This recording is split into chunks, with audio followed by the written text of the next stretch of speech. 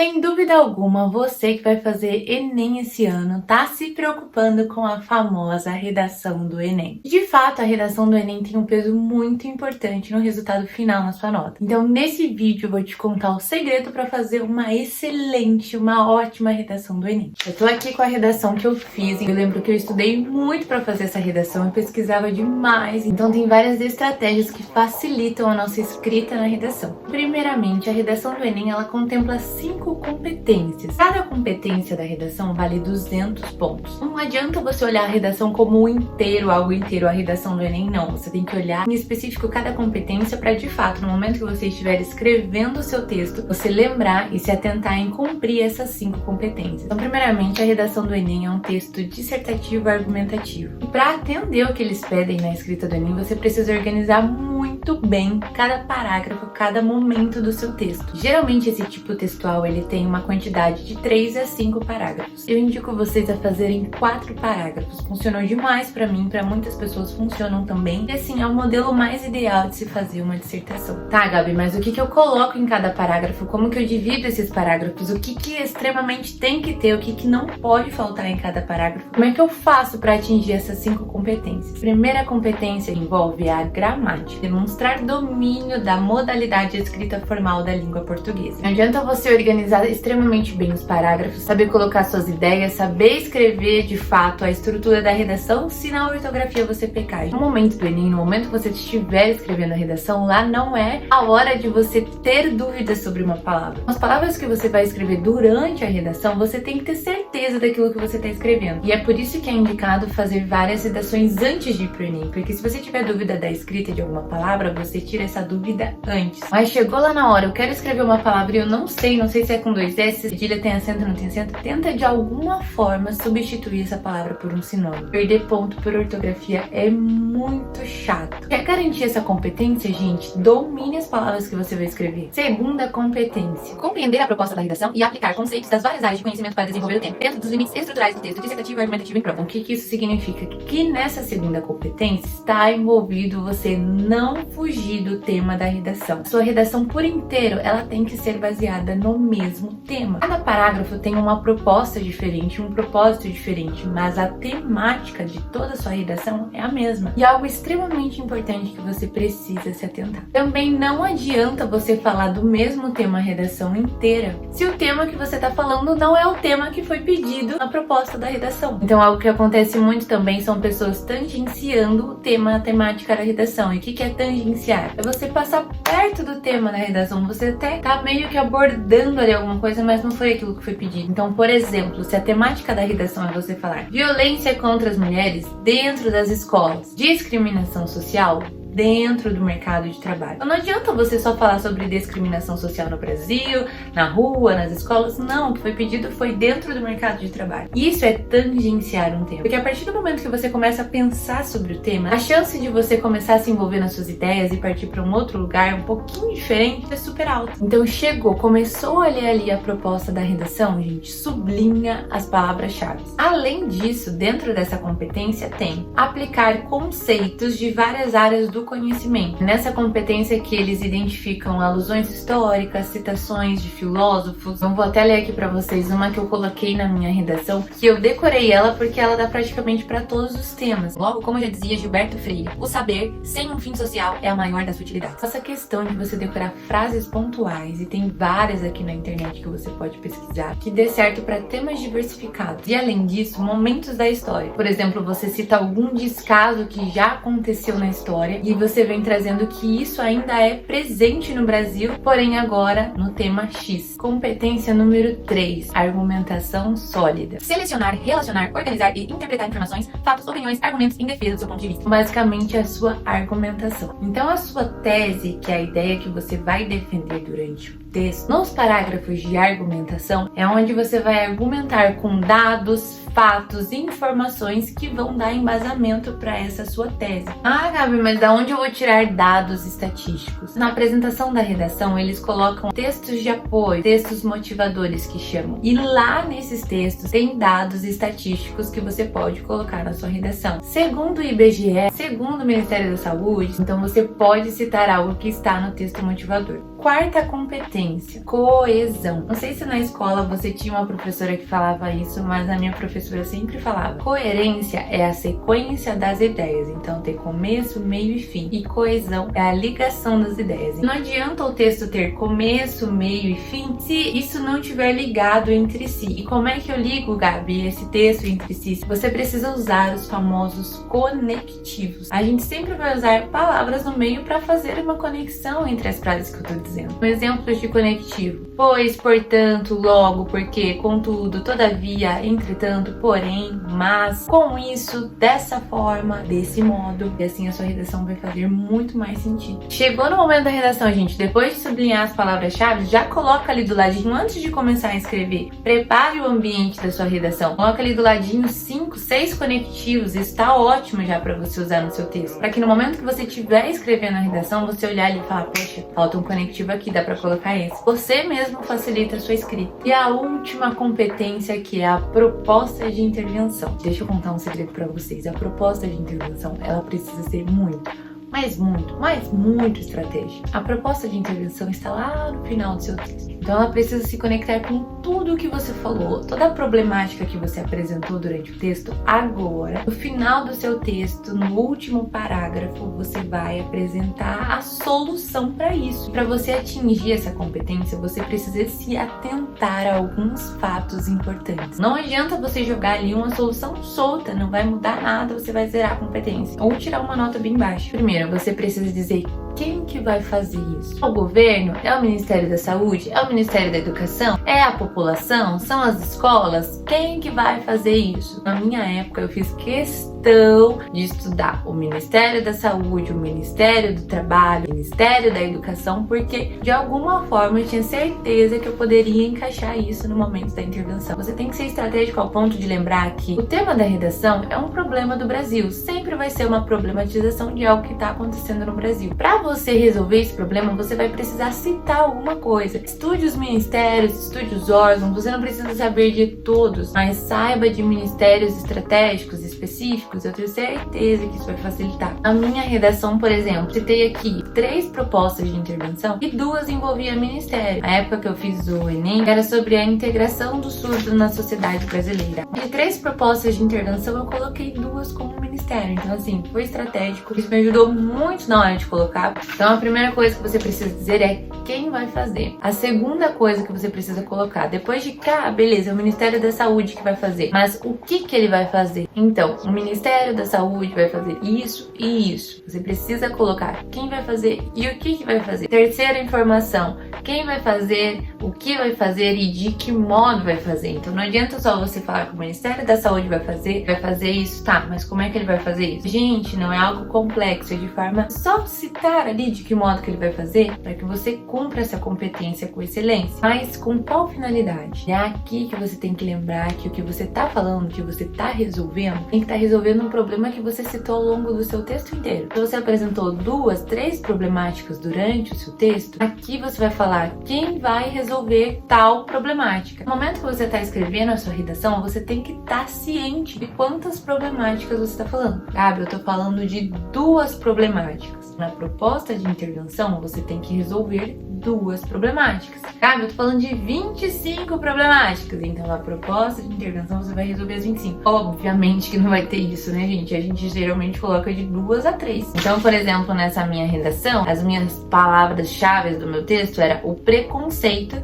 e a não integração dos deficientes auditivos. Preconceito e não integração. 2 problemáticas principais. Chegou lá no final do meu texto, se eu não resolvi preconceito, ou se eu não resolvi não integração, ou se eu não resolvi nada disso, eu resolvi qualquer outra coisa menos essas 2, o texto não tá completo, não vai ter adiantado nada eu ter feito tudo perfeitinho lá no início, chegar lá no final e não resolver. Esteja ciente do que você tá escrevendo. Monta uma estrutura, sabe, da tua redação. Quando você for fazer, antes de você dar ali sequência na tua escrita de fato, coloca do ladinho, o problema é esse e esse eu vou apresentar. X e Y problemas. No final, já coloca ali já. No final, X e Y problemas serão resolvidos assim. Quem, o que, como fazer e qual a finalidade. A finalidade é só você recitar ou citar novamente aquilo que você já tinha colocado lá no início. Agora, de fato, né, como organizar cada parágrafo? Eu vou falar o modo que eu fiz, gente, até agora falando da minha redação. Essa que eu tô lendo aqui pra vocês, eu tirei 860. Eu tava sonhando com os 900, gente, na época eu não conseguia alcançar. Mas tá tudo bem, eu considero uma nota, assim, muito boa, por sinal. Na introdução, eu sempre gostei de já colocar uma alusão histórica ali. Então eu vou ler a minha introdução com vocês.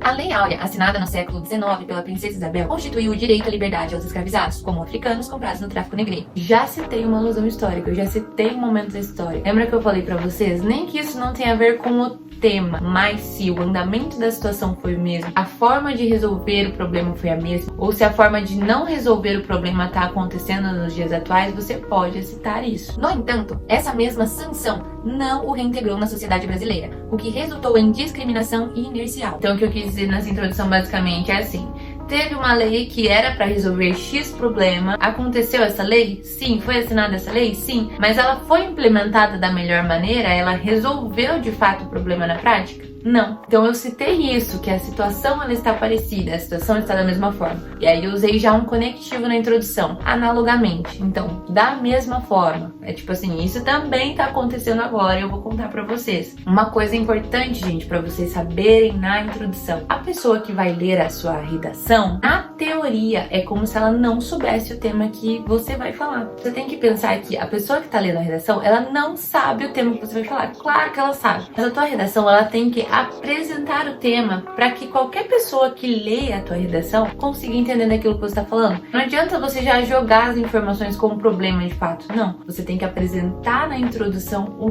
tema da sua redação. É isso que tem que conter na sua introdução. Primeiramente, uma alusão histórica. Segundo, já usei um conectivo. Já tô aqui, né, caminhando nas competências. Analogamente, o preconceito e a não integração de deficientes auditivos. Então, eu usei duas palavras-chave. Preconceito e a não integração de deficientes auditivos socialmente no Brasil tem sido relevante, visto que o sistema educacional inclusivo tem deixado lacunas desde o Império. Então, basicamente, a minha tese é: o sistema tem deixado lacunas, falhas, brechas para que o preconceito e a não integração de deficientes auditivos continuem permanente no Brasil. Apresentei o tema? Apresentei bonitinho. A pessoa que lê sabe o que eu vou falar? Podem usar ali a mesma estrutura que eu tô usando na minha redação, tá, gente? Palavras, claro que você vai fazer tudo com as suas palavras e sobre o seu tema, mas a estrutura podem pegar como referência. Agora vem o desenvolvimento. O desenvolvimento, você vai usar o parágrafo número 2 e o número 3. O que eu sempre gostei de utilizar nessa parte? O segundo parágrafo, que é o primeiro da argumentação, causa, e o terceiro parágrafo, a consequência. O que causa o preconceito e a não integração? Isso aqui causa. E quais as consequências disso? O que faz isso ser relevante pra gente estar falando sobre isso na redação do Enem? E é aqui que você vai citar os dados do texto motivador, que lá vai ter alguma coisa que vai mostrar qual que é a relevância do tema. E aí você vai dizer no seu terceiro parágrafo. Indubitavelmente, eu falei pra vocês que eu tava inspirada, né? Que significa é inegável, não se pode negar. A aplicação das leis, então a alusão histórica que eu usei lá no começo tá fazendo sentido ainda com o meu texto. E a aplicação das leis que asseguram o dever do Estado em garantir o direito a uma educação para a autonomia do deficiente é ineficaz. Tendo em vista que, aí agora eu começando a relevância do meu texto, grande parte das escolas não são portadoras de infraestrutura básica necessária para recebê-los, como diversidade de profissionais praticantes da Libras. Então, se eu só falasse que a lei é ineficaz, gente, não ajudaria em nada. As causas são essas: as escolas não são portadoras de infraestrutura básica, não tem profissionais suficientes para atender esses deficientes auditivos. Além disso, os surdos estão passivos a inúmeras formas de preconceito, resultante da falta de preparo no ambiente educacional, de trabalho e sociocultural. Com isso, a quantidade de estudantes é cada vez mais retrógrada. Segundo o INEP, eu peguei essa informação lá no texto motivador, em 5 anos, cerca de 5 milhões de surdos foi a diminuição de matriculados na educação especial. Outro sim, outro conectivo. Então vocês viram que eu comecei esse parágrafo com isso, ali antes eu tinha escrito além disso, agora eu vim com outro sim. A não integração deles no meio de trabalho é resultado de preconceito social, tendo em vista que são poucos os profissionais deficientes ativos na sociedade brasileira. Logo, Como já dizia Gilberto Freire, o saber sem um fim social é a maior das utilidades. Vocês viram, gente, no segundo parágrafo eu falei as causas, agora no terceiro eu apresentei a consequência, que foi com um dado apresentado pelo próprio texto. E ainda finalizei ali com uma citação. Então meu texto tá se preenchendo, tá ficando bem completinho. Gente, eu achei essa redação tão bonita. Acho que vale uns 900 pelo menos, né? Mas tudo bem. E agora no final, no último parágrafo, a gente vai sempre vir com a intervenção. Tem gente que usa 2 parágrafos para essa parte do texto, gente, mas como são 30 linhas, eu acho melhor assim você dividir dessa forma. Vocês notam que meu texto tá bem distribuído, bem bonitinho. E aí eu começo o último parágrafo com a famosa frase da minha querida Débora Ladim, gente. Ela também dá muitas dicas do Enem, na época eu acompanhava muito ela. Jamais imaginaria que depois de um tempo eu também estaria gravando pro YouTube, né, como a vida louca. Essa frase, ela sempre citou pra gente começar o último parágrafo. Começa assim: portanto, medidas são necessárias para resolver o impasse. Então eu apresentei a problemática lá no início, na introdução, dei todas as argumentações, então tem que acontecer alguma medida pra gente resolver isso. É isso que eu tô começando aqui o meu parágrafo, com um conectivo pra, né, unir tudo isso. Aí eu comecei com a minha proposta de intervenção. O Ministério da Educação deve, então eu vou falar o quê?